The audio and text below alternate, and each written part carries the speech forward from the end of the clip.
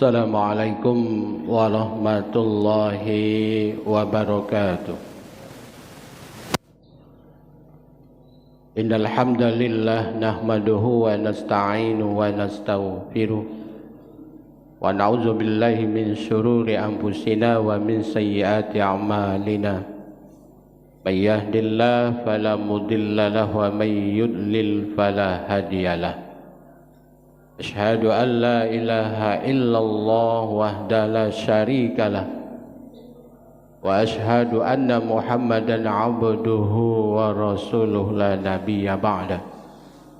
Allahumma salli ala Muhammad wa ala alihi wa sahbihi wa mawala.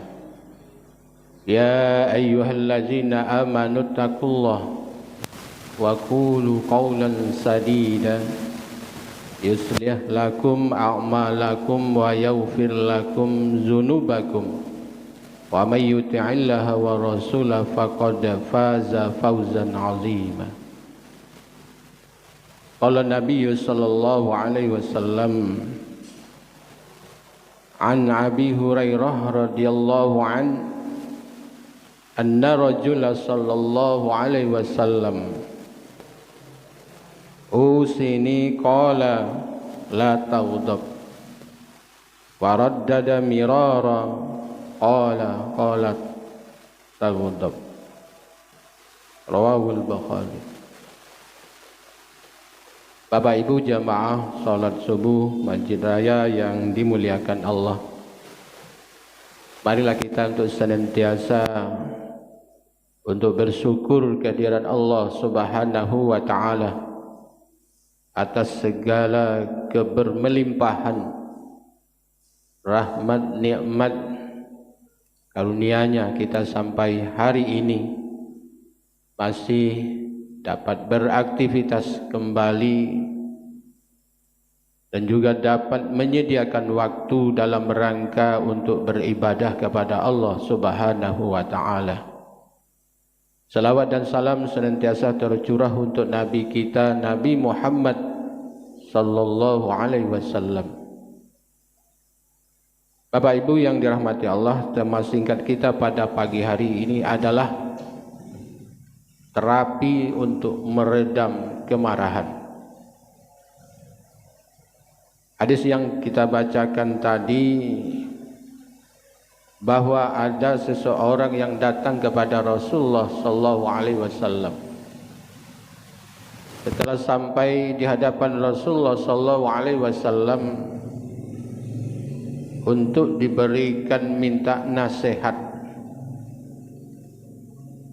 Apa kata Rasulullah sallallahu alaihi wasallam? Berikan saya satu nasihat. Rasulullah menjawab, qala la taghdab. Jangan engkau marah. Faraddada mirara, berulang kali orang itu menanyakan hal seperti itu. Rasulullah SAW tetap menjawab, la taghdab, jangan marah. Jadi satu saja nasihat penting bagi seseorang dalam menjalankan kehidupan ini, di antaranya adalah jangan marah. Walaupun manusia mempunyai ada sifat marah. Bapak Ibu yang dirahmati oleh Allah, kalau kita bisa definisikan apa itu marah. Marah adalah keadaan jiwa manusia yang meluap-luap yang ada di dalam diri manusia, yang bisa mengakibatkan adanya keadaan keinginan untuk melakukan kekerasan, apalagi balas dendam, dan juga bisa berakibat membuat kerusakan yang tak terkendali. Ini definisi marah. Dari definisi ini Bapak Ibu, dapat kita ambil kesimpulan, ternyata orang yang marah itu ada di dalam jiwanya. di dalam dirinya yang bisa berakibat melakukan tindakan kekerasan, balas dendam, bisa membuat kerusakan tanpa ada kendali. Wong marah kadang-kadang apa bae sasarannya laju, kiri kanan apa bae yang ada laju, ada depan piring melayang, main hancur-hancuran. Itu artinya menimbulkan kerusakan tanpa kendali, yang ujung-ujungnya timbul penyesalan. Tindakan kekerasan bisa melakukan kekerasan kepada siapa yang menjadi sasaran, apakah itu istrinya, suaminya, anaknya, siapapun yang ada di hadapannya menjadi sasaran. Walaupun nanti ujungnya penyesalan. Waktu marah, tak tahu situ ada mertua, ada suami, ada istri, ada anak, ada cucu. Tapi apabila dia sudah tak terkendali, bisa mengakibatkan menimbulkan kerusakan. Bisa berujung juga dendam. Ya, dan juga dia bisa melakukan melampiaskan dendamnya. Inilah yang disebut dengan kemarahan. Bapak Ibu yang dirahmati Allah, banyak orang merasa takut apabila bertemu dengan orang yang memiliki sifat marah. Aku tak galak dengan si Anu tu, dia pemarah. Lengapo-ngapo, tak galak berurusan dengan si A itu. Dia kalau main gage, kalau kalah marah, nggak menang itulah, ya. Banyak orang takut. Sebenarnya Bapak Ibu, orang yang memiliki sifat marah itu adalah keadaan dirinya, keadaan jiwanya yang tidak membawakan rasa aman di dalam dirinya, baik jiwanya maupun perasaannya. Sebenarnya kita ini Bapak Ibu merasa belas kasihan terhadap dia memiliki sifat yang begitu keras kepala dan keras hati juga kali. Kenapa demikian Bapak Ibu yang dirahmati Allah?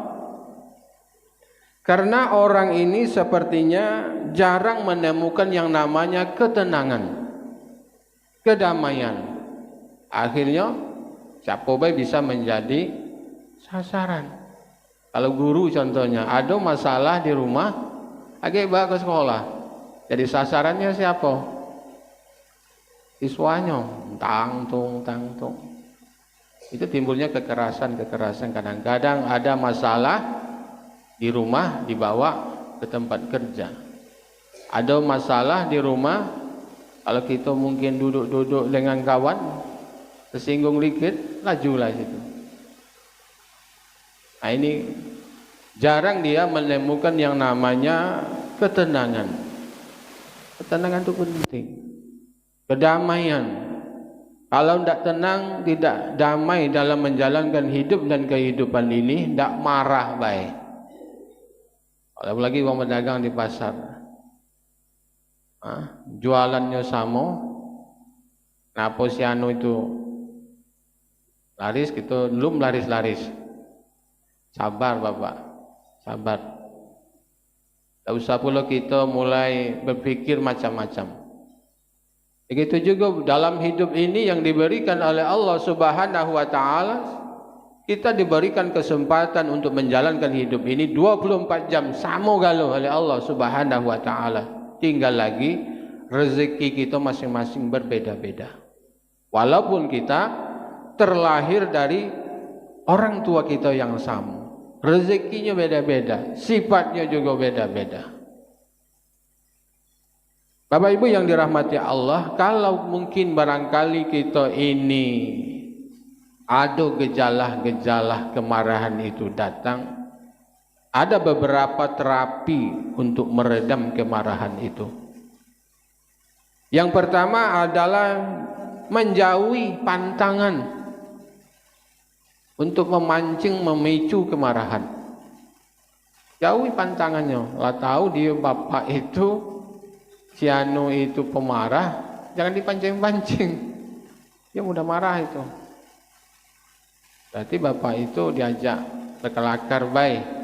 Tapi kadangkala diajak berkelakar ketika orang lain diajak berkelakar, dia mau. Tapi giliran dia diajak berkelakar, tidak nerima. Jadi jauhi pantangan.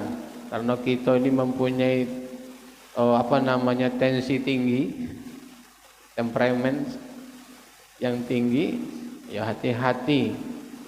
Dan kadang ya salah tidak mengerti. Untuk itu mari kita menjauhilah pantangan-pantangan untuk bisa menimbulkan kita menjadi marah. Yang kedua, terapinya Bapak Ibu, walaupun kita ini mempunyai juga ada sifat marah, bermohonlah kepada Allah Subhanahu wa taala agar kita ini diberikan perlindungan dari kejahatan yang dari nafsu yang kadang-kadang tak terkendali dari dalam jiwa kita ini. Ya, ada masalah dikit mulai kita ini ya tanpa sebab lah marahi bini, lah marahi anak, lah marahi cucung, nyegak-nyegak. Berselindunglah kepada Allah dari namanya kejahatan nafsu yang kadang-kadang tak terkendali. Makanya berselindung kepada Allah dari nafsu yang tidak mau kenyang-kenyang, nafsu amarah. Termasuk dari kejahatan setan. Bisikan-bisikan setan itu bisa dari jin dan manusia. Kadang-kadang manusia ini bisa juga jadi setan. Mengompor-ngompori wong. Nah, masalahnya kecil karena ada sebelah ini tukang kompor. Ah, besarlah itu apinya. Besarlah itu masalahnya. Jadilah sebenarnya kita yang mendampingi ini bukan jadi kompor, jadilah air, memberikan mendinginkan suasana, bukan menambah suasana menjadi kacau balau, menjadi keruh. Yang ketiga, terapi bagi kita yang untuk meredam kemarahan itu adalah tetap menahan diri dengan diam dan tenang semampu kita. Kalau bisa ditahan, kalau bisa semampu kita. Walaupun kita ini mempunyai sifat marah juga, kadang-kadang karena itu terpancing oleh bisa saja kelakuan cucu, kelakuan tetangga, kelakuan istri, kelakuan suami. Bisa menahan diri, kalau bisa menenangkan diri semampu kita. Apalagi terapinya Bapak Ibu adalah kalau kita ini dalam posisi marah itu dalam keadaan berdiri, duduk. Duduk di lantai, duduk di kursi. Masih juga marah Pak Daniel? Berbaring. Berbaring. Mungkin kurang tidur semalam, lembur semalam, pagi pikiran tuh kacau balau, nyak gawe tidak terselesaikan sampai larut malam. Larut malam baru bangun, tidur lagi, bangun lagi. Nah, sedang baru tidak tidur, tidak telayang dikit, lah dibangun nih wong, marah tuh lah. Pak puasa. Ya, makanya kalau bisa menahan diri. Kalau dalam keadaan berdiri masih marah, duduk. Masih juga marah, berbaring. Dan juga kalau bisa Bapak Daniel masih juga marah, laba baring masih juga nak marah. Bisikan kejahatan nafsu dan bisikan setan. Lengketkan badan kita ini dengan tanah. Cobalah berbaring di tanah. Ya, menandakan artinya kita ini dengan tanah. Supaya kita ini merasakan nanti kalau mati ditimbun oleh tanah, diapit oleh tanah. Ya, kalau tidur di halaman kita itu, ada apa nih Pak? Ada orang bertanya kan, apalah, lupa Bapak ini. Lalu semacam terapi yang bisa untuk meredam kemarahan. Kalau kemarahan itu juga meluap-luap, tidak juga, ya, berbaring sudah diajak tidur, lengketkan badan kita dengan tanah. Masih juga Bapak Ibu yang dirahmati Allah, perbanyak menyibukkan diri kita ini dengan banyak membaca istighfar. Ucap.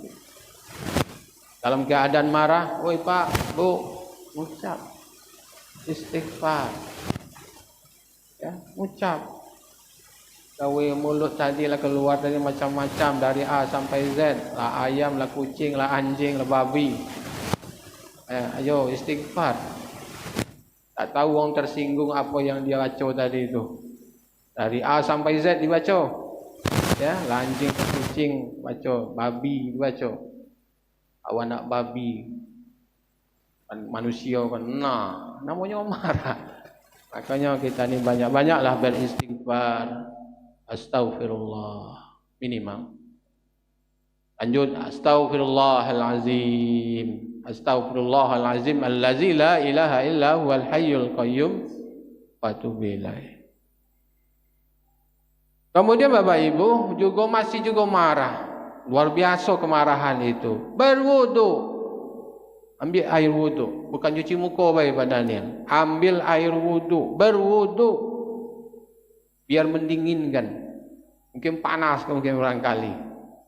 Disiram dengan air wudu. Mudah-mudahan akan bisa menurunkan temperamen yang tinggi tadi. Jangan nak marah-marah baik. Bukan marah-marah itu bukan sehari, 2 hari, 3 hari. Ayo.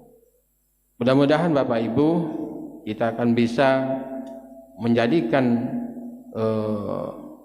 terapi-terapi ini dalam menghadapi kemarahan yang satu saat akan muncul pada diri kita. Kemudian Bapak Ibu yang dirahmati Allah, dapat menahan diri dikala datangnya kemarahan atau orang memancing kita membuat menjadi marah, sehingga dia tidak menjadi marah. Di dalam hadis Rasulullah SAW dijelaskan, siapa yang bisa menahan amarahnya, tidak melakukan hal yang macam-macam, tidak menimbulkan kerusakan, tidak melampiaskan membuat kekerasan atau membalas dendam, nanti pada hari kiamat kata Nabi akan dipanggil orang itu di hadapan para makhluknya, dan Allah juga memberikan pilihan kepadanya. Pilih di mana kamu surga. Nah, di lapisan surga yang di mana yang kamu kehendaki. Jadi beruntunglah orang-orang yang bisa mengendalikan kemarahannya.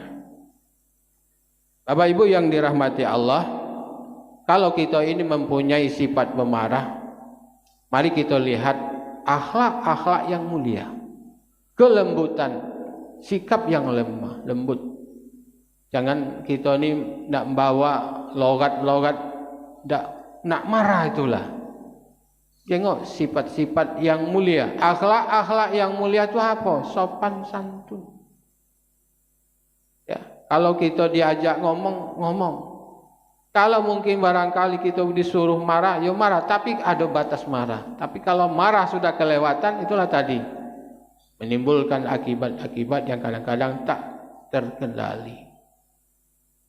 Inilah kata Rasulullah SAW, sebenarnya orang yang kuat itu bukanlah orang yang kuat dalam bergulat. Orang sumo itu bergulat dia, bukanlah orang yang kuat yang menang, yang cerdas itu. Tetapi orang yang kuat itu kata Rasulullah SAW adalah orang yang bisa mengendalikan dirinya ketika datang kemarahan. Itu orang yang kuat. Jadi bukan badannya besar, tinggi, tagalau, ya, besar, tinggi pula. Orang kuat, badannya besar, tinggi pula. Belum tentu itu dikatakan orang yang kuat. Tapi orang yang kuat dikatakan oleh Rasulullah SAW dapat mengendalikan dirinya dikala dia marah. Mudah-mudahan Bapak Ibu di dalam menjalankan hidup dan kehidupan ini banyak-banyaklah kita ini beristighfar, berselindung kepada Allah Subhanahu wa taala agar kita ini janganlah kelewatan marah. Marah yang kadang-kadang tidak ada pasal dan sebabnya, langsung tak marahlah. Akibat dari kita ini mudah marah dan lama mungkin meredam kemarahan, itu bisa berakibat kepada orang lain. Ya, kalau kita mungkin dianggapnya ada gangguan mental kali. Ya, gangguan kejiwaan. Tapi kalau bagi orang lain tak berani wong. Ya, tak berhubungan sekali lagi, mungkin ada semacam pertemuan lah atau berbicara dengan orang yang suka marah, sifatnya marah, orang akan merasa takut, merasa bapak itu ngeri lah gitu. Kalau kita lama-lama ngomong dengan dia, kalau tidak bermain dengan dia bisa akan menimbulkan hal yang negatif.